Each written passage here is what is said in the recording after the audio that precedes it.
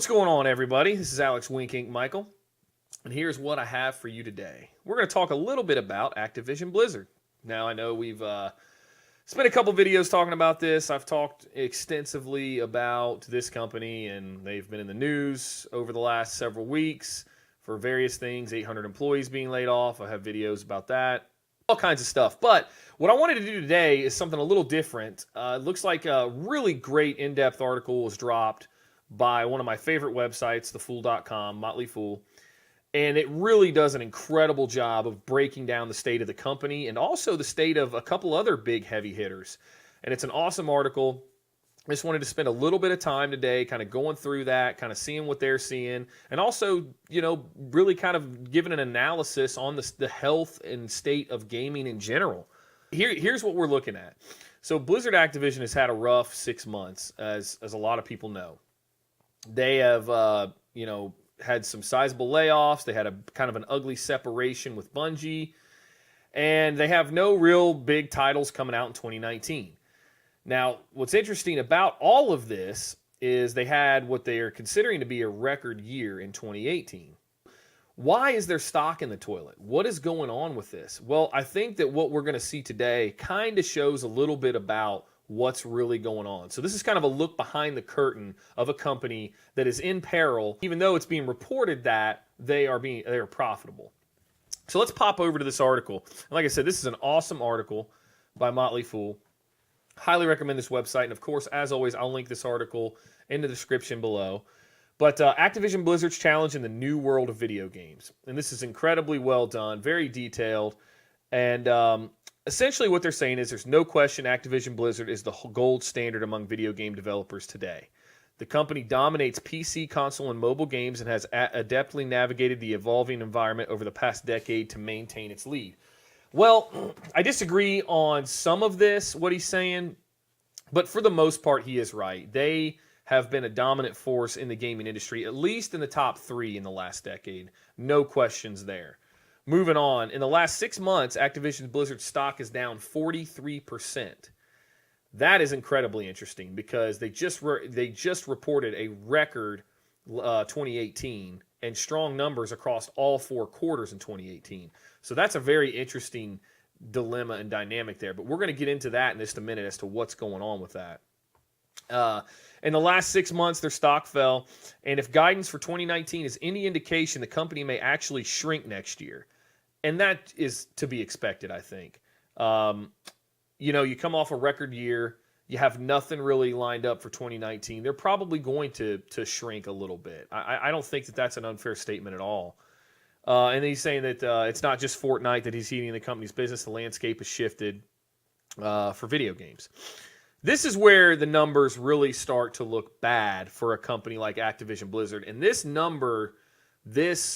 graph really tells a lot of things. It's very telling. The details of this graph is going to show you a lot of things that if you peel back the layers of the onion, that really is the root of the problem. And we'll get to that in a minute. But what you're going to say, what he's saying is the cost to play is rising. The cold reality in this business at the cost of video game development is almost always rising.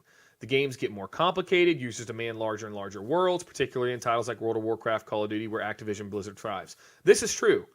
They have 2 franchises here where they don't really change up the formula. Obviously, World of Warcraft, it's an aging franchise, it's an aging game, an aging MMO. And in Call of Duty, it's not necessarily an aging franchise in the sense that there's not new content and new games for it, but the games are very similar by design. So I think people are looking for something, a bigger shift. They want more. Naturally, as a consumer, we always want more. Or a very accurate statement about what the consumer's expectations are and whether or not that Activision Blizzard can deliver on those. But one thing that's interesting here, in this chart below, what he shows is operating expenses. And this is where you really start to get into the nuts and bolts of this thing. Operating expenses are going through the roof in games.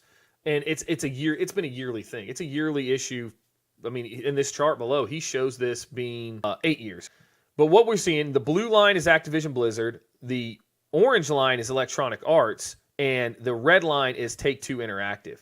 Now, this is what I find incredibly interesting about this chart. And this is, once again, where I will be labeled as an EA homer or apologist, but bear with me on this. Take-Two Interactive, the red line, 120% operating expense increase. That is substantial. That is very large. The blue line being Activision Blizzard, 105%. But look at EA. EA has maintained a consistent flat rate for almost 8 years, and this is why. And people want to say this, the EA has been absolutely blistered on this, but it's because they shutter stuff that doesn't produce results. EA is the studio killer. But this is what this allows them to do. This graph shows you why they operate so efficiently and mercilessly, honestly. I mean, if it's not a producing revenue for EA, profitable, gross margin, they're done with it. They shutter it. They get out while they can, and that's what this allows. Their operating expense hasn't changed. And I got to tell you, as an investor, that is incredibly sexy to see that. And when you look at the other two, Take-Two Interactive and Blizzard, boy, oh boy, that scares the living hell out of you. Especially when in 2019, they have nothing coming out for Activision Blizzard. This is a very alarming figure. And it also, that figure translates into a stock price, as you will see to the right. Right now, look at this. Look at Electronic Arts sitting at $96 a share. Same deal, consistent. The consistent operating expense control shows you that the leadership in Electronic Arts knows how to run a business, and a very efficient one at that. Now, it doesn't look good on paper. It doesn't look good publicly. I got to tell you, it doesn't. This stuff's brutal. But what it does translate into is for people to have confidence in purchasing their shares and people to have confidence in their brand. And that's what this shows. But then you get to Take-Two. Not too bad, but they also have a lot of properties, a lot of stuff. So they are using, Take-Two is a good example of a company that is investing in its operating cost, okay?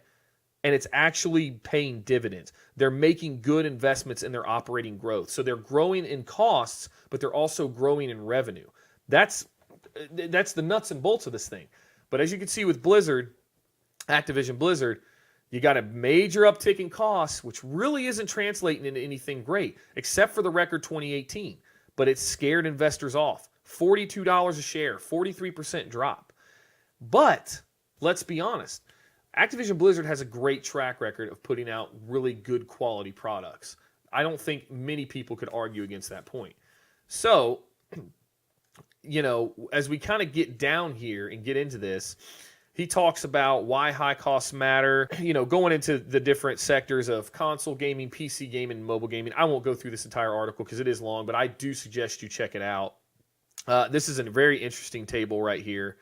So basically, he's talking about the number of game users versus the development cost versus the gross margin and the annual revenue per user for certain games. So much good stuff in this article. Also goes on to talk about the challenges, how the free games like Candy Crush and Clash of Clans have been huge hits. And then, of course, the mobile game sector having the potential to hit hundreds of millions of people, which is absolutely right. I mean, a lot of these companies are jumping into the mobile game sector, and they're taking a beating for it. But at the end of the day, I've said it before, people are going to download and play these games. What is interesting about this is this last line here. And this is, should Activision Blizzard be on your buy list? It's on ours. What they're saying is the co-founders, Tom and David, they spent more than a decade beating the market, a little pitch for them. But the newsletter they run, the Motley Fool Stock Advisor, has tripled the S&P. They just revealed their top 10 stock picks for investors to buy right now. And guess what? Activision Blizzard's on their top 10. Now, these guys know what they're doing. And rightfully so, it should be on a top 10. I at least think in some capacity it should be on a top 10. Because it's dropped so much and the company is so large and relatively stable. The operating cost gives you a red flag, but for the most part, this is a stable company. They've been around for a while. They're very, very large as far as everything goes. They're a top 3 or 4 contender for the video games industry as a whole. So there shouldn't be a lot of alarm that they're just going to shutter their doors one day. But what I do find interesting is that you can see what a great baseline operating job does for you, like EA does. And it's ruthless and it's rough and they suck in the press. I mean, they just get destroyed But you can tell that this translates into value, and their company has a lot of value. And Activision Blizzard right now doesn't, but it will. It'll rebound. It'll come back. Diablo on mobile will be a big hit. 2019 is going to be a rocky year, and they're going to shrink, but that's going to be okay. They're going to recover from that. So take confidence and solace in the fact that they did shed 800 employees, but they shed those 800 employees to focus more on development. And with all that being said, I hope you guys enjoyed the video. Please comment down below. Tell me if I'm crazy or if I don't know what I'm doing or whatever. Just let me know what you think, and hopefully I'll see you on the next one.